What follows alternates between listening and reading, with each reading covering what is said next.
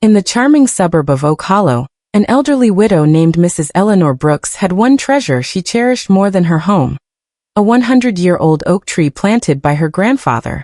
But when the HOA declared it a hazard and demanded she cut it down, Eleanor refused.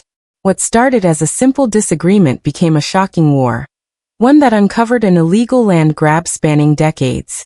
And when the truth came out, the HOA never recovered. Eleanor Brooks, a retired schoolteacher in her 70s, had lived in Oak Hollow for over 40 years. The massive oak tree in her front yard wasn't just a tree, it was her family legacy.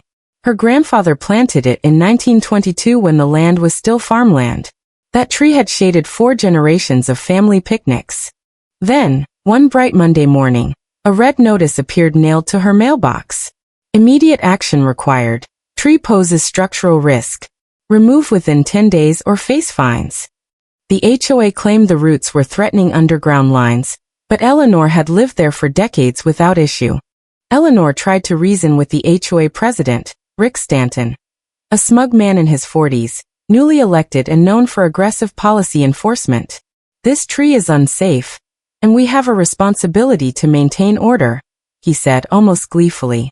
Neighbors began to whisper. "They made Bob dig up his garden last month. They fined Mrs. Chung for wind chimes. They're targeting old homeowners." Eleanor realized she wasn't the first.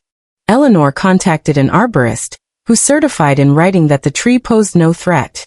She presented the letter to the board, but they ignored it. That's when Eleanor went to the county office to look into land records, and what she found was shocking. According to land surveys from the 1920s, Eleanor's property extended 15 feet beyond what the HOA claimed. Not only that, the HOA park, the tennis courts, and the president's own driveway were built on land that didn't legally belong to the HOA. Eleanor reached out to a local property attorney, a former student of hers named Lila Sanderson. Lila was shocked. "This isn't just about your tree. This is real estate fraud." Together, they compiled a report and sent it to local news outlets, the state housing department, and every homeowner in Oak Hollow. Within a week, the headlines were everywhere. HOA president accused of illegal land takeover. At the next HOA meeting, Eleanor walked in with a folder under her arm, and a community behind her. She read aloud the boundary lines, the forged permits, the misuse of power. Rick tried to interrupt, but the crowd shut him down. An investigation followed. Rick was removed, fined, and later sued by multiple residents. The HOA board was dissolved and re-elected under strict transparency rules. The illegally built structures? Marked for demolition or restitution. And Eleanor's oak tree? It stayed. Strong, tall, and more symbolic than ever. The county even designated it a protected heritage tree. She'd saved not just her legacy, but the rights of her entire neighborhood. Sometimes, the roots of justice go deeper than anyone expects.